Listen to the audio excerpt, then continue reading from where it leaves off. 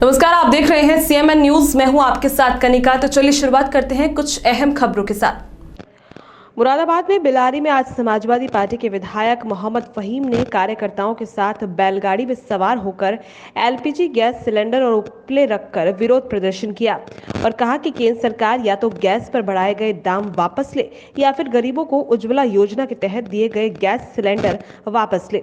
तो वहीं सपा विधायक ने केंद्र और प्रदेश सरकार के खिलाफ नारेबाजी भी की। जो झूठ बोलकर उज्ज्वला के नाम पर लोगों को सिलेंडर तो दे दिए, लेकिन गैस के रेट इतने बढ़ा दिए कि कोई अपने आप में सक्षम नहीं है कि अपने इस गैस को भरवा पाए। तो अब हम लोगों ने ये तय किया है आज सब लोगों की मांग पर कि ये सिलेंडर जो उज्ज्वला के हैं ये अपने सिलेंडर वापस ले लें और अपने घर ले जाएं। हम इन कंडों पर आ गए हैं। अब हमने कंडा वितरण का प्रोग्राम शुरू किया है।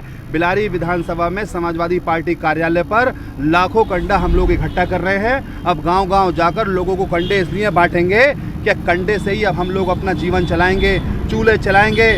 जैसे चाहे दमा हो, चाहे अब टीवी हो और चाहे कोई और बीमारी हो, अब बर्दाश्त करेंगे। क्या करें, महंगाई की मार तो बर्दाश्त नहीं कर पा रहे। ये अंधी और गूंगी और बहरी सरकार को ये नहीं दिख रहा कि गरीबों के ऊपर उत्पीड़न हो रहा है, अत्याचार हो रहा है। इतनी महंगाई बढ़ा दी कि सिलेंडर की कीमत बढ़ाए चले जा रहे हैं, पेट्रोल की कीमत बढ़ाए चले जा रहे हैं, डीजल की कीमत बढ़ाए चले जा रहे हैं। एक तरफ लॉलीपॉप देते हैं, झूठ बोलकर हम लोगों को उज्ज्वला के कनेक्शन दे देते हैं, वो सिलेंडर खाली घर में रखे हैं, हम कैसे जलाएं। बात की जाए गरीब आदमी की, मिडिल बिजली के दाम बढ़े हैं तो उनकी थाली से सब्जी गायब होती जा रही है, क्या कहेंगे? मैं वही बताना चाह रहा हूँ कि महंगाई की मार इस हद तक बढ़ चुकी है कि आप देखिए कि एमएसपी लागू नहीं किया तो सबसे बड़ा नुकसान किसान को ही तो होता है। किसान फसल पैदा करता है, सब्जी पैदा करता है, उसे मार्केट में बेचने लेकर के जाता है तो मंडी में उनका कोई खरीदार नहीं मिलता। बीच में जो बिचौलिया होते हैं वो उनकी सब्जी या तो खरीद देते हैं या किसान अपनी सब्जी को फेंक कर आ जाता है, उसका दाम तो नहीं मिलता। तो हालात ये होते हैं कि वो जो बीच वाला बिचौलिया होता है, जो इस सरकार का पूरी तरीके से नियम है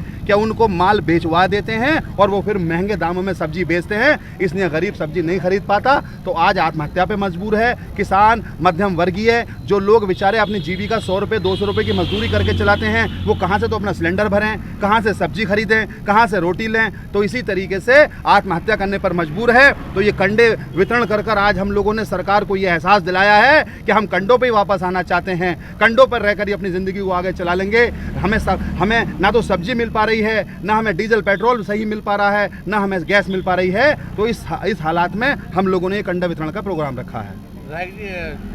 इंडिया से जो पेट्रोल आसपास के जो देश ले रहे हैं, जैसे नेपाल है, श्रीलंका है, दाम कम है और यहाँ से लेने के बाद भी वो लोग अपने कम दामों पे बेच रहे हैं, तो इसमें क्या कहेंगे? आप ये देखिए कि श्रीलंका हमारे मुल्क से कितना छोटा मुल्क है। आप देखिए कि वहाँ को जनता को परेशानी ना हो तो हमारे यहाँ से 30 रुपये से भी कम का रेट वहाँ पर है। काठमांडू में देख लीजिए, नेपाल में देख लीजिए, हर जगह अपनी जनता की खुशनुदी के लिए हर एक सरकारें काम कर रही हैं। लेकिन ये एक ऐसी सरकार यहाँ पर बन गई है जिससे कोई फ़र्क ही नहीं पड़ता। चाहे किसान ख़त्म हो जाए, नौजवान ख़त्म हो जाए, महिला ख़त्म हो जाए, चाहे मध्यम वर्गीय परिवार ख़त्म हो जाए, उन पर कोई फ़र्क नहीं पड़ता। चाहे कि दुनिया ख़त्म हो जाए उनकी नज़रों में, उन पर कोई फ़र्क नहीं पड़ता। उन्हें तो फ़र्क इस बात से पड़ता है कि कैसे भी हमारी सरकार बनी रहे और झूठ बोलकर वो उत्तर प्रदेश पर और हिंदुस्तान पर राज कर रहे हैं। अच्छा, एक आज प्रियंका गांधी और अखिलेश यादव जी बनारस जा रहे हैं, तो क्या इसको मानना है, क्या अलायंस हो सकता है 2022 में? देखिए कहाँ जा रहे हैं, एक मंदिर में जा रहे हैं और धर्म आस्था का नाम है। मंदिर जाने के लिए कोई किसी की इजाज़त लेने की ज़रूरत नहीं होती है। वहाँ गरीब अमीर सभी जाते हैं, हर राष्ट्रीय स्तर की पार्टी के आदमी भी जा सकते हैं। तो ये एक मंदिर है जहाँ पर सब जा रहे हैं। आज का ही दिन दोनों ने एक साथ ये इत्तेफाक हो सकता है ऐसा महज कि क्योंकि मंदिर पे जाने के लिए हो सकता है कि उनका प्रोग्राम भी बना हुआ हो, तो लेकिन हमारे राष्ट्रीय अध्यक्ष जी का प्रोग्राम तो बहुत पहले से बना हुआ था, हो सकता है उनका प्रोग्राम बना हो। इसमें हम यही कहना चाहेंगे कि हमारे राष्ट्रीय अध्यक्ष जी तो इस वक्त पूरी तरीके से उत्तर प्रदेश के भ्रमण पर निकले हुए हैं, गरीब मजलूम की आवाज़ उठा रहे हैं, महंगाई के ऊपर पूरी तरीके से रोड पर हैं। तो आज वो वहाँ मंदिर में जाएंगे और वह भगवान से अल्लाह से दुआ करेंगे कि ये महंगाई ख़त्म हो और जो जाना चाहे जा सकता है, लेकिन इस तरीके की कोई संभावनाएं नहीं है। विधायक जी, एक सवाल और है। सदन में उत्तर प्रदेश के मुख्यमंत्री आदित्यनाथ योगी ने टोपी को लेकर तर्ज की थी, क्या कहेंगे? देखिए ये टोपी जो है ये ऐसी टोपी है जो सर का ताज है, जिसमें अखिलेश यादव जी का भी बयान आया था।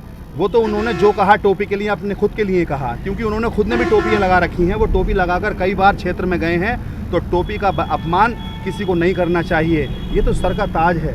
जो ये पूजा करते वक्त भी लगाई जाती है, नमाज़ पढ़ते वक्त भी पहनी जाती है, और कहीं अच्छे जगह फंक्शन में जाकर के टोपी पे हम लोग साफा बांधते हैं, हम लोग इसको पहनते हैं, तो टोपी का अपमान नहीं करना चाहिए। और जिसने अपमान किया है वो अपने गरेवान में झांक करके देखें कि वो खुद भी टोपी लगाते हैं और महसूस करते हैं। तो मैं यही कहना चाहूँगा, टोपी का अपमान नहीं करना चाहिए, चाहे वो किसी भी स्तर का आदमी क्यों ना हो।